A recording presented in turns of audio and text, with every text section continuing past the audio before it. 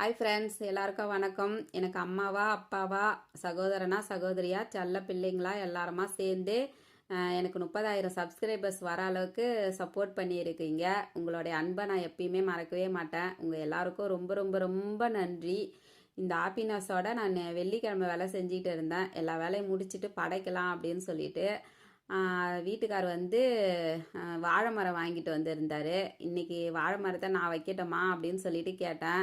சரி வந்து வையே அப்படின்னு சொன்னார். நான் பின்னாடி வந்து அடிக்கடி போக மாட்டேன், காலில் ஏதாவது குத்திடும் அப்படின்னு சொல்லிட்டு. அந்த இடத்துல நிறைய கல் இருக்கும். சரி நான் வைக்க போகிறேன்னே நிறைய சாக்குலாம் போட்டு சேஃப்டியாக அந்த இடத்துல வந்து வைக்க சொன்னார். பல்லெல்லாம் நோண்டி கொடுத்தாரு. அதில் நான் அழகாக வாழை மரத்தை வச்சுட்டு தண்ணிலாம் ஊற்றி விட்டுருக்குறேன். இந்த வாழை மரம் சூப்பராக வளரணும். இது வந்து எங்களோட சொந்த வீடுலாம் கிடையாது, வாடகை வீடு தான். இதுக்கு முன்னாடி இங்கே இருந்தவங்க வந்து நிறையா செடியெலாம் வச்சு வளர்த்துருந்தாங்க. அதில் இப்போ பப்பாளி பழம் அதெல்லாம் நிறையா காய்க்கும், அதெல்லாம் நாங்கள் யூஸ் பண்ணுவோம்.